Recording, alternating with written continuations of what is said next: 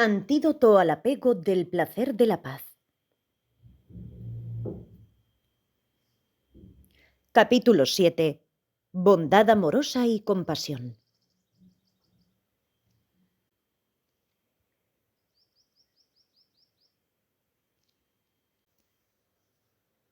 Las enseñanzas de la práctica de la bondad amorosa y la compasión son el remedio para el apego al placer de la paz. ¿Qué significa apegado al placer de la paz? Es el deseo de obtener el nirvana solo para sí mismo, sin una mente altruista que piense en los otros seres sensibles. Por este motivo, uno no beneficia a los demás. A este se le llama el vehículo menor. De esto se dice: para lograr el propio beneficio se sacrifica el beneficio de muchos otros. Mientras más realice uno el propio interés de esta manera, se hace sumamente beneficioso para sí mismo. Pero si se desarrolla bondad amorosa y compasión, entonces se está atado a los seres sensibles y no osa obtener la liberación solo para sí mismo. Por lo tanto, se debe practicar bondad amorosa y compasión. Dijo Manjushri Kirti: los seguidores del Mahayana no deben separar sus mentes de la bondad amorosa y la compasión tan siquiera por un momento. Y el beneficio para los demás es preservado por el amor y la compasión, no por el odio. 1. Bondad amorosa. Primero, la práctica de bondad amorosa. El resumen: clasificación, objeto y característica identificatoria, método de práctica, medida de la práctica y cualidades de la práctica. Así, estos 6 abarcan totalmente el estudio y práctica de la bondad amorosa inconmensurable. A. Clasificación. Hay 3 categorías: bondad amorosa con los seres sensibles como su objeto, bondad amorosa con los fenómenos como objeto y bondad amorosa sin objeto. El sutra requerido de Akshayamati dice: la bondad amorosa con los seres sensibles como su objeto es practicada por los bodhisattvas que recién han desarrollado la bodhicitta. La bondad amorosa con los fenómenos como objeto es practicada por aquellos bodhisattvas que están comprometidos en la conducta del sendero. La bondad amorosa sin objeto es practicada por los bodhisattvas que han adquirido confianza en el Dharma no nacido. Confianza en el Dharma no nacido emerge en el sendero de la introspección, especialmente en el 8º Bhumi. Vean el capítulo 18. Ahora sigue una explicación del primer tipo de bondad amorosa. B. Objeto. Todos los seres sensibles son su objeto. C. Características identificatorias. Una mente que quiere que todos los seres sensibles se encuentren con la felicidad. D. Método de práctica. Esta práctica depende de la memoria de la bondad de todos los seres sensibles, así que recuerde la bondad de estos últimos. En esta vida, su madre ha sido la más bondadosa. ¿Cuántos tipos de bondad provee una madre? Son 4. La bondad de darnos un cuerpo, la bondad de soportar penurias por nosotros, la bondad de darnos la vida y la bondad de mostrarnos el mundo. Los 8000 versos de la perfecta sabiduría. Hasta Sahasrika Pragnaparamita dice: ¿por qué es así? La madre nos ha dado estos cuerpos. La madre atravesó penurias, la madre nos dio nuestras vidas, la madre nos ha mostrado el mundo entero. La bondad de darnos el cuerpo significa que al comienzo nuestros cuerpos no estaban maduros completamente, ni tampoco nuestras agradables contexturas. Comenzamos en el útero materno solo como un punto ovoide y un terrón oblongo, y desde allí nos desarrollamos a través de la esencia vital de la sangre y carne de la madre. Crecimos mediante la esencia vital de su alimento mientras ella soportaba bochornos, dolor y sufrimiento. Después de nacer, desde haber sido una pequeña larva Hasta estar plenamente crecidos, ella desarrolló nuestro cuerpo. La bondad de soportar penurias significa que al comienzo no usamos ropa alguna, ni ornamentación, ni poseímos riquezas, ni trajimos provisiones. Solo llegamos con una boca y un estómago, las manos vacías, sin nada material. Cuando llegamos a este lugar donde no conocíamos a nadie, ella nos dio alimento cuando tuvimos hambre, bebida cuando tuvimos sed, ropas cuando tuvimos frío, riqueza mientras no tuvimos nada. Tampoco nos dio cosas que simplemente no necesitaba. Más bien, ella nos daba lo que no osaba usar ella misma, cosas que no osaba comer, beber o vestir ella misma, cosas que ella no empleaba para la felicidad de esta vida ni para la riqueza de la próxima.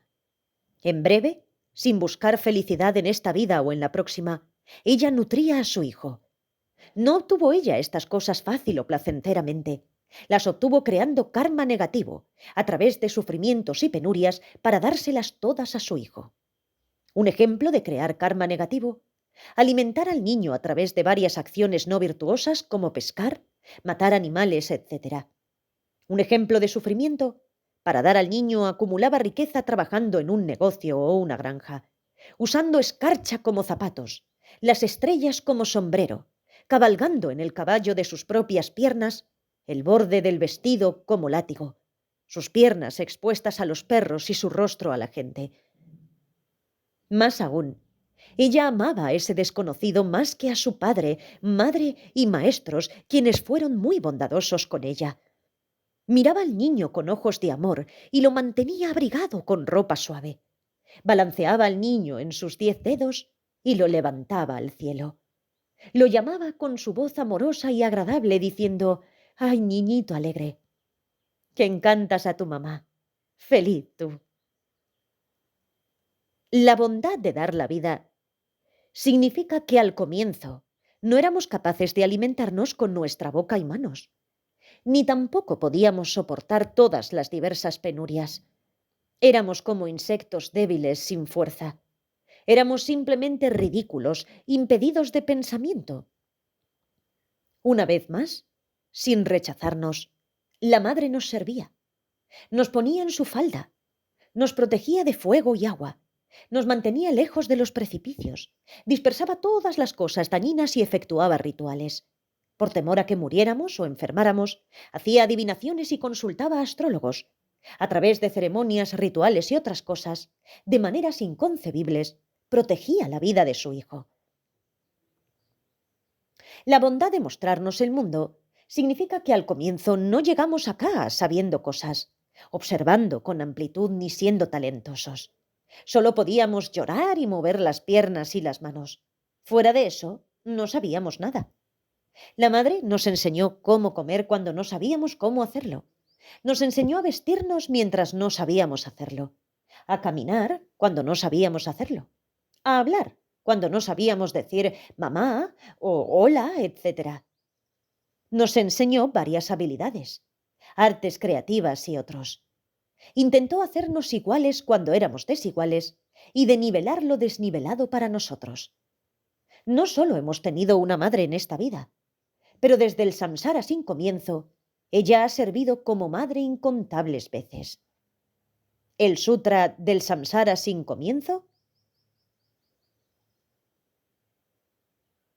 dice: este mundo entero, si todo fuera hecho pedazos del tamaño de las bayas del enebro por una persona y otra tuviera que contarlas, es posible agotar el mundo entero. Pero no se puede contar el número de veces que un ser sensible ha sido nuestra madre. También dice la carta para un amigo: usando pedazos del tamaño de las bayas del enebro, la tierra es insuficiente para dar cuenta del límite del propio linaje materno. Cada vez que tuvimos una madre, ella realizó el mismo tipo de bondad que anteriormente. Consecuentemente, la bondad de una madre es ilimitada, por lo que tan sinceramente como sea posible, medite para desarrollar amor en su corazón y deseo por su beneficio y felicidad. No solo eso. sino que todos los seres sensibles han sido nuestras madres y todas las madres han hecho lo mismo por nosotros. ¿Cuál es el límite de los seres sensibles? Tal como el espacio es infinito, así se extienden los seres sensibles. ¿El Sutra del rezo de aspiración para una conducta apropiada? En sánscrito, Bhadracharya Prani Dana Maharaja Paribanda dice: ilimitados como la infinitud del espacio, así es el número de los seres sensibles. De esta manera, se debería practicar desarrollando un deseo puro para que todos los seres sensibles tan ilimitados como el espacio se beneficien y tengan felicidad. Cuando se genera este tipo de mente, a esto se le denomina bondad amorosa genuina.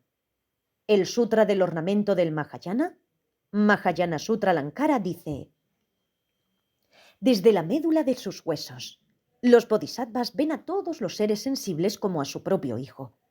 Así, desean consistentemente el beneficio de otros. Cuando a través del poder de la bondad amorosa se asoman lágrimas a los ojos y se ponen de punta los pelos del cuerpo, eso se denomina gran bondad amorosa. Si se dirige este tipo de mente hacia todos los seres sensibles por igual, se le denomina bondad amorosa inconmensurable. Medida de la práctica. Cuando no se desea felicidad para sí, sino que para otros seres sensibles. Esa es la perfección de la práctica de la bondad amorosa. Cualidades de la práctica. Se obtienen cualidades ilimitadas practicando la bondad amorosa. El Sutra de la Lámpara Lunar, Kanra Pradipasutra, dice: ofrendas ilimitadas de objetos diversos que llenan millones de campos ofrecidas a los seres supremos. Eso no puede igualar la práctica de la bondad amorosa. No equivalen a la práctica de la bondad amorosa. Aun practicando la bondad amorosa por un solo momento, traerá mérito infinito. La preciosa guirnalda enjollada dice: alimento cocinado en 300 ollas y otorgadas a la gente 3 veces al día. Ese mérito no puede ser igualado por la práctica de un solo momento de bondad amorosa. Se recibirán los 8 beneficios de esa práctica de bondad amorosa hasta que se logre la iluminación. Dice la preciosa guirnalda enjollada: serás amado por los dioses y los seres humanos y serás protegido por ellos. Obtendrás paz mental y muchas felicidades. No serás dañado por armas venenosas. Obtendrás tus deseos sin esfuerzo y renacerás en el reino de Brahma. Incluso aquel que no se ha liberado del samsara obtendrá estas 8 cualidades de la bondad amorosa. Para protegerse a sí mismo, la práctica de la bondad amorosa es el mayor beneficio, como en la historia del Brahmin Mahadatta. La historia del Brahmin Mahadatta podrá verse en el apéndice A. Para proteger a otros, la práctica de la bondad amorosa es también muy buena, como en la historia del rey Bala Maitreya, también disponible en el apéndice A. 2. Compasión. Cuando la bondad amorosa se perfecciona de esta manera, la práctica de la compasión no es difícil. En resumen, clasificación, objeto y características identificatorias, método de práctica, medida de la práctica y cualidades de la práctica. Así, estas 6 cubren completamente el estudio y práctica de la compasión inconmensurable. A. Clasificación. Hay 3 tipos de compasión: compasión con seres sensibles como su objeto, compasión con los fenómenos como su objeto y compasión sin objeto. De estas, la primera significa desarrollar compasión al ver el sufrimiento de los seres sensibles en los reinos inferiores y otros. La segunda, cuando se está bien entrenado en la práctica de las 4 nobles verdades. Recordamos que las 4 nobles verdades son la verdad del sufrimiento, la verdad de la causa del sufrimiento, la verdad de la cesación del sufrimiento y el camino óctuple. Cuando se está bien entrenado en la práctica de las 4 nobles verdades, comprende la causa y el resultado y ha superado el apego a la permanencia y a la solidez.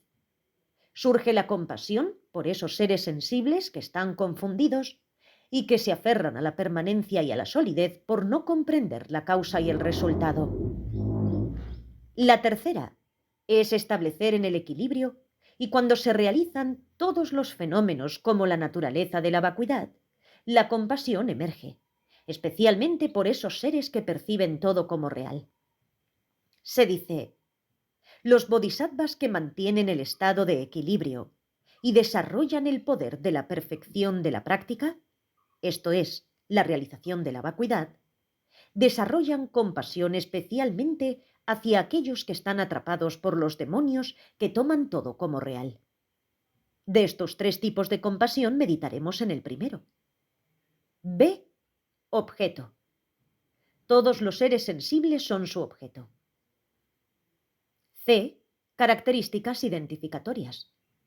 Una mente que quiere que todos los seres sensibles se separen del sufrimiento y su causa. D. Método de práctica. Unimos esta práctica a través de nuestro sentimiento por la madre de esta vida. Supongan que su madre está en un lugar donde alguien la golpea, la corta en pedazos, la cocina o quema en un fuego, o suponga que se está congelando de frío y su cuerpo está lleno de ampollas. Desarrollaríamos compasión extrema por ella. Asimismo, los seres sensibles en los reinos de los seres infernales, que definitivamente fueron nuestras madres, están siendo torturados por este tipo de sufrimientos. ¿Por qué no emergería la compasión?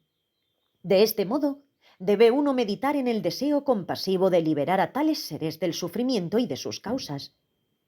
Si su madre también estuviese en un lugar donde sufriera de sed y hambre, fuera torturada por la enfermedad, la fiebre, el miedo y una sensación de impotencia, desarrollaríamos compasión extrema. Similarmente, los seres sensibles del reino de los fantasmas hambrientos, que fueron definitivamente nuestras madres, están siendo torturados por este tipo de sufrimientos. ¿Por qué no emergería la compasión? Y así, medite en el deseo compasivo de liberar a esos seres del sufrimiento. Si nuestra madre estuviese en un lugar donde sufriera el envejecimiento y la debilidad, esclavizada sin poder escoger, golpeada, maltratada, cortada en pedazos y demás, desarrollaríamos compasión extrema. Igualmente, los seres sensibles en el reino animal, que fueron definitivamente nuestras madres, están sufriendo de esta manera. ¿Por qué no emergería la compasión? De esta forma, mediten el deseo compasivo de liberar a esos seres de todos sus sufrimientos. Más aún, si nuestra madre estuviese cerca de un precipicio sobre el cual pudiese caer por 1000 yoyanas, estuviese inconsciente de este peligro y nadie se lo señalará, y una vez que cayera al abismo experimentara gran sufrimiento, siendo incapaz de trepar de nuevo para salir, desarrollaríamos compasión extrema. De la misma forma, los dioses, humanos y semidioses están cerca del precipicio peligroso de los reinos inferiores. No tienen conciencia de que deberían evitar las acciones negativas. No han encontrado maestros espirituales. Una vez que caen, será difícil salir de los 3 reinos inferiores. ¿Por qué no emergería la compasión? Entonces, mediten el deseo compasivo de liberar a estos seres de estos sufrimientos. Medida de la práctica.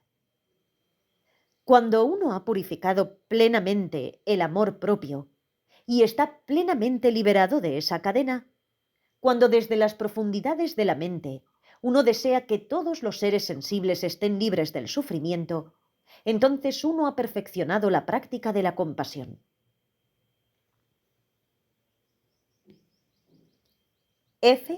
Cualidades de la práctica. Cualidades ilimitadas resultan de la práctica de esta meditación. La expresión de la realización de Chenrezig dice: si solo se tuviese una cualidad, sería como si todo el Dharma de los Budas estuviese en nuestras manos. ¿Qué cualidad es esa? la gran compasión. El Sutra del logro del Dharmadhatu, Dharma Sangiti Sutra, dice: bendito, donde sea que se encuentre la preciosa rueda del gran monarca, ahí están todas sus tropas. Bendito, asimismo, donde quiera que se encuentre la gran compasión de un bodhisattva, ahí estarán todos los dharmas de los Budas.